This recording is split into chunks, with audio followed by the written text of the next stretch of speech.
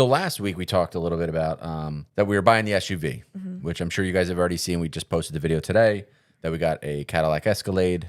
And so I figured we'd do like a story time about the purchase of that vehicle. Oh my goodness. And I think as of like last Wednesday, I talked about how quick and smooth and easy this purchase was and how fun it was. So we're going to get into that. We're going to touch on that again real quick. And then I'm going to tell you about actually acquiring the vehicle into our driveway. So it was, I think, a fun story, slightly funny story, but we'll kind of unpack all of that real quick. So for those that didn't watch last week, I was explaining that I bought a vehicle, but I didn't say what it was yet because we didn't release the video. And so I wanted to, we're like, oh, let's build up a little anticipation here. So I randomly was like, I'm going to buy a vehicle. And I went on Auto Trader while we were walking around a supermarket. And I found like one of the first ones that came up. I was like, oh, that's cool. I really like this one. And I was like, I think it's a good deal, but let me go through and comb through all of them. And I knew I wanted an Escalade. I wanted a black Escalade. And I was looking. You wanted black interior. Yeah, I wanted a dark color interior, probably black.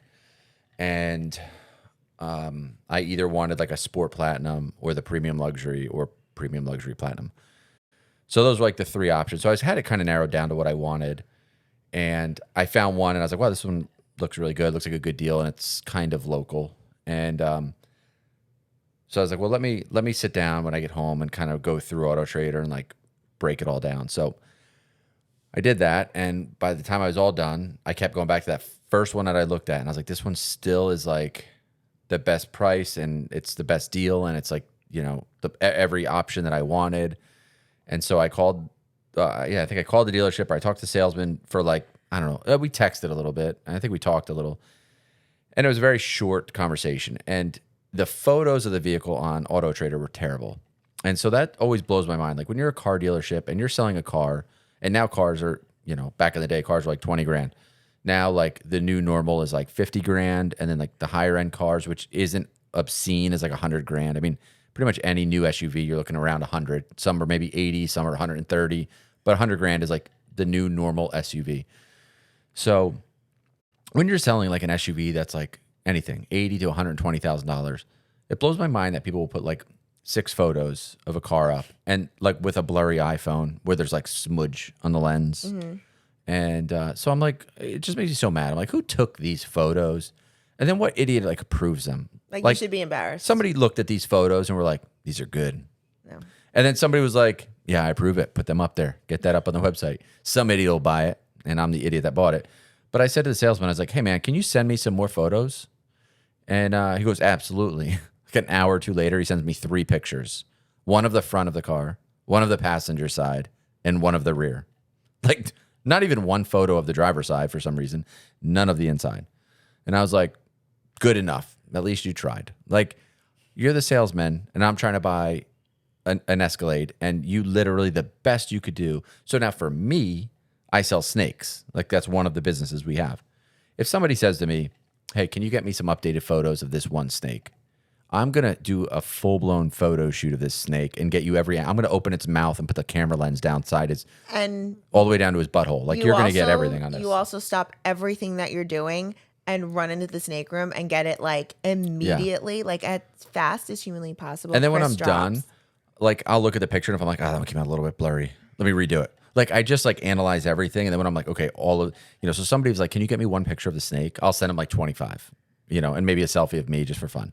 But anyway, so the sales guy sends me 3 photos. Like it was like, he's like, this will make him happy. I got him 3. So anyway, I was like, you know what, I'm like, I'm just going to buy it. I don't care.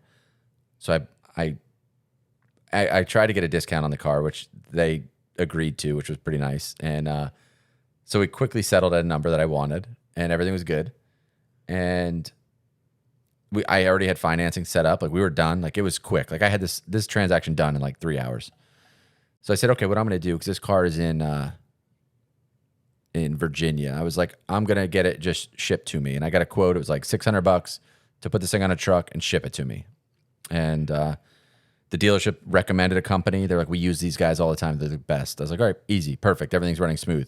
So I apply all that stuff. I prepay on my card. And I was like, get me the car, as quickly as you can. So they're like, okay, no problem. So days and days are going by. Nothing. So I call the transport people. I was like, when are you getting this truck? Like, they told me 4 days and they will get it to me. So now, like, nothing's happening. And finally, they're like, well, not a lot of trucks ride that route from there to your house. So we're struggling. And it's been cold.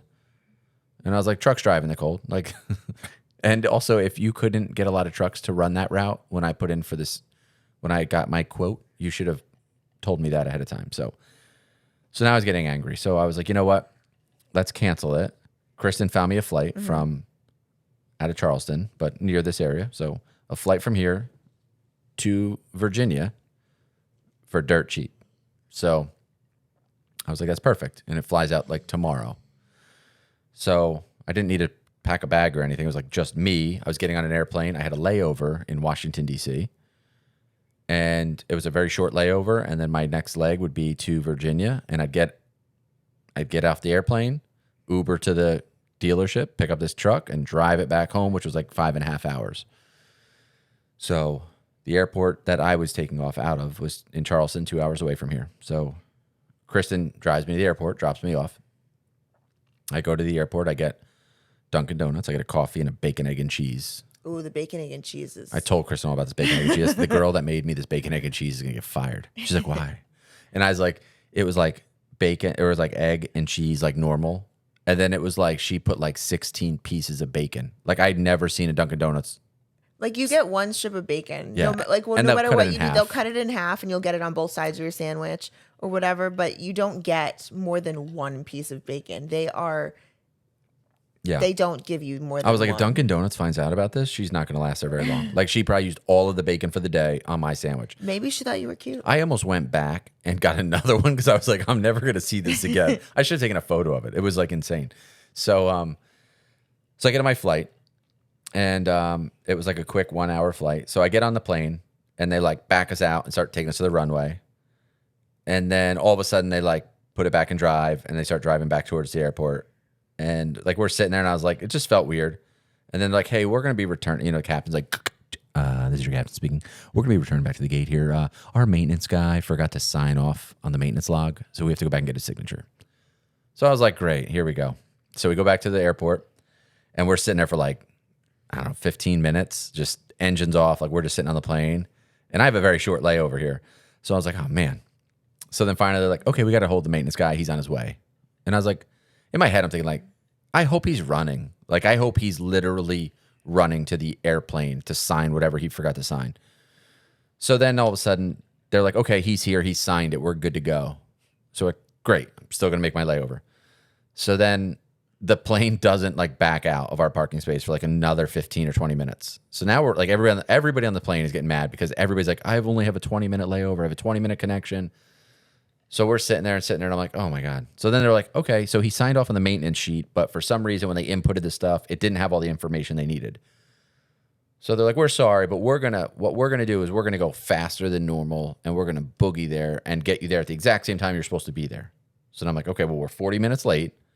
So you guys better fly this thing at like Mach 30 to get me there. And so we back out and then we're heading towards the runway and then we stop again and we're sitting there. And then everybody's starting to get antsy again. And I'm like just staring out the window. But then the pilot starts to like rev the engine, I think to like occupy us. Like he started like bring the engines up and you could hear them starting to like rev up. Like I thought we were going to slowly start to coast forward. And he just like revs the engines for a while. And like everybody's like looking out the windows and we're like, we're not moving. Like it was like he was just like on throttle for a little while, like as if we were going. You were still texting. I think just too. to be like, let me just distract all these people in the back. I'll just hit the throttle for a little while. So we're just like engines revving. And I'm like looking out the window and I'm like, we're not even moving. Finally, we take off. And now, meanwhile, the pilots stopped talking to us. So, like, now we're in the air. We're flying. And I'm like, what time are we supposed to land now? Like, everybody's wondering it. The pilot's not saying a word. Finally, he's like, we're going to start our initial descent down. We're going to try to get you there as fast as we can. We ended up being there, like, 50 minutes late. Like, this guy was like, when he said we was going to land on time, he lied. So we land so late. So I'm texting Kristen. I was like, I don't think I'm going to make this my connection. I had like 3 minutes to get to the next gate. So I land in Washington, D.C. Dulles Airport. Yeah.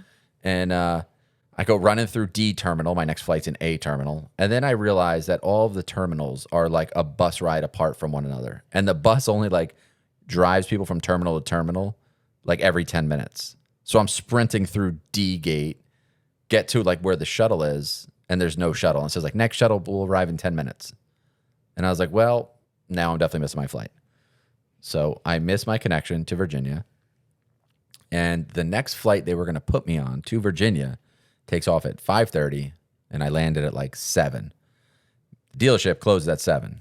So now I'm going to land after the dealership is closed in Virginia, which would mean now I need to get a hotel room and stay overnight. And I brought nothing except the clothes I'm wearing. So I was like, now I have to go Uber to a hotel, find a hotel, stay in a hotel overnight, wake up in the morning, and then wait until the dealership decides to open at like 9 or 10 in the morning to go get my truck. So I was like, oh my God. Well, I was not having that. So I was watching on the United app. This is the United flight, by the way. I'm watching on the app that he's not going to make it. So I went into, what did I do? Budget. I found a car rental place at the airport, and I was like, I'm renting him a car. It's 3 hours to drive to the dealership. So I started the process because I was like, maybe he'll make his flight. I was like, I'm the most positive person like you'll ever meet. I'm always like, it's gonna happen. We're gonna get there. We don't have to worry. Everything's gonna fall into place. Well, it didn't fall into place, but I did already start the process. So all I had to do was hit submit with the credit card, and we were good to go. So I got him a car immediately. Yeah. So Yeah. She's like, I've got your rental car. You know, it's downstairs. I was like, okay. So I have to take a train to like a terminal, then or take a bus to a terminal, then a bus to the main terminal, and then a bus to the car rental. Like this Washington Dulles Airport, if you've been there, it's horrible. So I finally get to the rental car place. I rent my car, and then drive from Washington D.C. to Virginia, and I had to drop the rental car off at Newport News Airport. Drop that off, then Uber to the Cadillac dealership, get the car, and drive home. this is where it gets kind of fun. Well, that was the worst part of it, but which part gets fun? None of it was fun yet. No, none of this was fun. When you went in to get the car, how easy was it for you to acquire this Escalade? Oh, yeah. So it's expensive Escalade that I bought. I had never met anybody. I literally talked to There's no the face. sales guy. There's no face to the name. Yeah, and I talked to the finance guy for a short period of time. And then when I was flying there, my salesman calls me that morning. I'm in the airport getting ready for my first flight. And he goes, hey, man, are you still planning to come here today? And I was like, listen, I'm 2 hours into this drive already, and I'm at the airport about to get on my plane. I said, so don't try to cancel this car or something on me. He's like, no. I just want you to know I have the flu and I'm not going to work today. I said, that's fine. But somebody better have the keys to that car and give it to me when I get to the airport. I'm not flying, a couple states away to get to the airport and have you say, like, your salesman's out sick. So he's like, no, let me give you the name of the new guy you're going to go see. Go ask for him. Like, he'll be wearing a yellow jacket sitting outside the McDonald's. He'll give you the keys. So I get to Cadillac dealership. I walked in, and some guy was looking at me, and I was like, hey, man, I'm here to pick up a car. And he's like, what are you getting? And I said, an Escalade. He goes, yep, got your keys right here. Handed me the keys, and I walked out. He didn't even ask me my name. He didn't ask for ID. Nothing. And he gives me the keys. He's like, here's your keys. Car's over there. And didn't even walk me to the car. Didn't even ask if I wanted a cup of coffee while I was inside. Nothing. He was like, here's your keys. And I was in and out. So I literally got the keys. I was walking in the car, and I was like, oh my God, I should try this again tomorrow. Just walk in and pick another Cadillac. I'm here for the little, what's the little Escalades? Those little AT5s or something. But anyway, I just walked in and was like, I need the keys to the Escalade. He's like, here you go. Got my Escalade. I don't even know how to drive. I've never been in an Escalade. That thing has so many bells and whistles, electronics, and it was getting dark out. And now I have a 5.5 hour drive home. So I got in, put it in drive and started driving. There was cameras on, the whole front dashboard was a camera of the road in front of me. It's really trippy. Yeah. And then the rear view mirror is a camera of behind you, which was really bright. So I'm driving at night and it was really bright. So I'm trying to figure out how to shut that thing off. I'm trying to figure out how to shut the camera off because I was watching that instead of watching the road, I was playing a video game. And there were just so many things. And then it had the thing where if you slowly change lanes about your turn signal, it would rumble and pull you back into the lane. And I was like, how do I shut that thing off? So I drove that home and got back home at 11 o'clock at night, right before midnight or something. And And that was it, right? That was my whole trip. Yeah, I was that supposed to, sounds if my right. flight wasn't, if You I should have didn't been miss home my by like 8 connection, o'clock. I would have been there at what, 3? I would have been home by like 5 p.m. originally. And now I'm home at like 11. So, It was a long day. yeah. And what was fun was I don't ever order Ubers. Like Kristen Oh always does. Like when we God. go places, if we have to Uber, I just say, hey, Kristen, call the Uber. Like she just gets on her phone and she's like, it'll I be here in 2 handle minutes. all of the logistics of Yeah, like everything I do. I don't have Venmo or anything or Cash App on my phone. Like she has it all. So I literally just say like, hey, Venmo somebody something. But so then I was like, oh, I got to download Uber. So I get the Uber app. And then when I drive He my had no rental idea. car to Wait. the airport to drop it off, I drop off my rental car and I was like, now I have to Uber to the dealership. So I call the Uber and the guy gets there and he gets in the car and the Cadillac dealership, it charged me $10 for the Uber ride.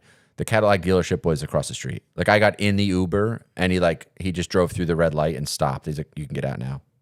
And I was like, oh, I didn't even know that like the airport and the dealership were literally 200 yards from one another. So the guy, he was like laughing. He's like, he just pulled forward. He's like, you can get out. We're done. And I was like, oh my God, I just paid $10 to like move forward in a car. So, aside from that, the Escalade is probably one of my favorite SUVs I've ever driven so far. It's And really nice. I just spent 5 or 6 hours driving it home and I loved it.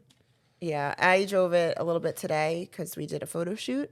And he was like, well, which one do you want? And I was like, well, obviously I want to drive the Escalade Yeah. Well, we took 2 cars. We took the Escalade and we took the Tahoe. because So we had the dog. yeah, so we took Shadow, who's sleeping over here, and she's a maniac in the Yeah, car. she had a So long I was like, day. let's not put her in the Escalade. Let's just put her in the Tahoe. I'll take her in the Tahoe over. You take the Escalade over. We'll do our photos and then we'll leave. So Yeah. yeah, she's like, I could drive the Escalade. I was like, of course. Yeah. And then I was like, can I take it to the gym? And he was like, no. Then she's getting carried away. She had to run errands. So, yeah, so that's it. So and the one thing that she said in the video too, on the YouTube video, was that this vehicle is actually 100% business purchase. So It is. it's purchased through the business. It's only used 100% for business. So we get to, with any vehicle, and this is cool because some of you guys might know this, any vehicle that's over 6,000 pounds, you can do a bonus depreciation and depreciate the whole thing in the first year. So that's things like a Ford F-150. So if you see like, if you own a landscape company or some, a lot of people have pickup trucks for their business, you want to get something like not like a Toyota Tacoma. I don't think that qualifies, but like a Ford F-150 does. But the part that I was trying to get at is it's not necessarily just the weight of the vehicle, it's the payload. So like there's the curb weight, which might be like 5,000 pounds. So you're going to look at a car and be like, oh, it's only 5,000 pounds. I can't get that one. But you have to look at the payload. So when you have the car, and the payload is like when you fill it up with gas, oil, people, luggage, bags, like how much can that vehicle safely weigh and be driven on the street? So there's like BMWs that are maybe like 5,000 pounds, but then they have like 1,000 pound or 1,500 pound payload. So it means it could hold like 5 people, all their bags, a full tank of gas. You fill up the trunk, and that thing can weigh 6,000 pounds or over 6,000 pounds and safely be driven on the street without an issue. So that's something you want to look at. So if you're ever looking for these 6,000 pounds vehicles, look at what the payload is on the car, not just the curb weight of the vehicle. Yeah, we just learned that. Yeah, I wasn't no aware of idea. that because I saw like, I think like the Lamborghini Urus, the SUV, when you look at the curb weight, it weighs like 4,800 pounds, I think. But a lot of people kept talking about how they write it off on the bonus depreciation for the 6,000 pound vehicle. And I was like, the How? Urus curb weight only is like 48. But then when you look at the payload, it's like 6,300 pounds. I think a lot of vehicles do that intentionally because they know people want to buy it for that purpose. So they make sure that the payload is over that 6,000. If it's like 6,001 pounds, just so people get that tax break. So that's my exhausting day yesterday. We left the house at 6 in the morning and got home. I got home at 11 o'clock at night.